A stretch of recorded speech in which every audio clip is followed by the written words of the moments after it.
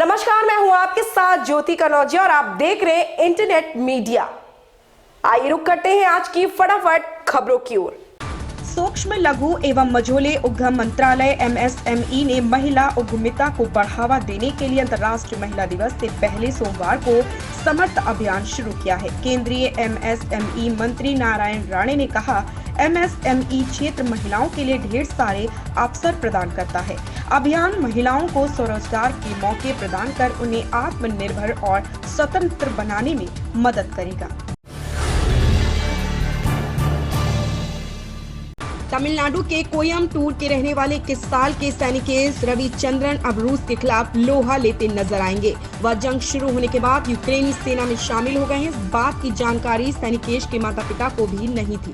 जब उन्हें इसके बारे में पता चला तो उनके भी होश उड़ गए।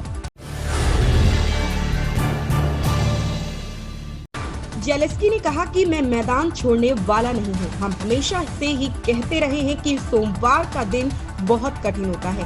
हमारे देश में जंग चल रही है, इसलिए हमारे लिए हर दिन अब सोमवार है। उन्होंने कहा कि मैं यहाँ कीव में बरकोवा गली में मौजूद हूँ। मैं किसी से नहीं डरता हूँ। मैं अपने देशभक्ति से भरे युद्ध को जीतने तक यहाँ बना रहूंगा। चुनावी रण के अंतिम दौर पर पूर्वांचल के 9 जिलों की 54 सीटों पर हुई जंग में अधिकतर भाजपा और सपा के बीच से ही सीधी टक्कर रही, जबकि कई सीटों पर बसपा और कांग्रेस के उम्मीदवारों ने भी जोर दिखाया है और प्रतिद्वंदी के सामने कड़ी चुनौती देते हुए दिखे हैं। कुछ सीटों पर बसपा और कांग्रेस के प्रत्याशी की मजबूत मौजूदगी के चलते त्रिकोणीय लड़ाई भी हुई।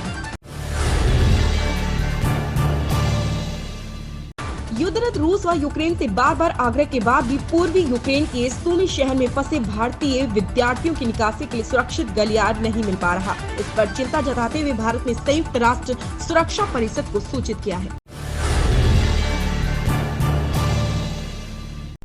यूक्रेनी सेना के खुफिया विभाग की ओर से दावा किया गया है कि दूसरे सबसे बड़े शहर खार्किव में उन्होंने रूसी जनरल को मार गिराया है। खास बात यह है कि यह कोई सेना का आम जनरल नहीं है, बल्कि यह पुतिन की सेना का तुरूप का इक्का है। हालांकि अभी तक रूस की ओर से इस संबंध में कोई टिप्पणी नहीं की गई।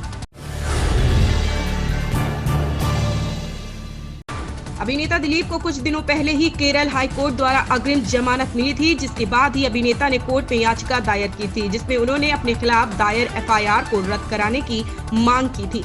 वहीं कोर्ट ने मंगलवार को अभिनेता दिलीप की इस मांग को ठुकरा दिया है। हाई कोर्ट ने दिलीप की इस याचिका को खारिज कर दिया।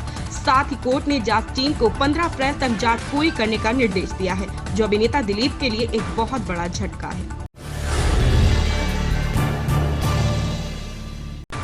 भारत में बीते 24 घंटे में कोरोना के 3,993 नए केस सामने आए हैं। इस अवधि में 108 लोगों ने महामारी की चपेट में आने से दम तोड़ा। देश में अभी सक्रिय केस 49,948 हैं। बीते 24 घंटे में ये 4,170 घटे हैं। 8,055 लोग और स्वस्थ हो चुके हैं। सोने और चांदी के दामों में बीते दिनों से जारी तेजी मंगलवार को थम गई है और दोनों कीमती धातुओं में दाम में गिरावट दर्ज की गई है। सोने की कीमत 0.10% टूटकर 53,446 रुपए प्रति 10 ग्राम पर आ गई है। दूसरी ओर चांदी के दाम में भी मामूली कमी आई है और इसका भाव गिरकर 69,964 रुपए प्रति किलोग्राम पर आ गई है। रूस के उप प्रधानमंत्री अलेक्जेंडर नोवाक ने चेतावनी देते हुए कहा कि रूसी तेल आयात पर प्रतिबंध के विनाशकारी परिणाम देखने को मिलेंगे, क्योंकि पश्चिमी देश यूक्रेन से जंग के बीच मॉस्को पर और ज्यादा प्रतिबंधों पर विचार कर रहे हैं। इन खबरों में बस इतना ही। धन्यवाद। लेटेस्ट अपडेट पाने के लिए अभी सब्सक्राइब करें इंटरनेट मीडिया।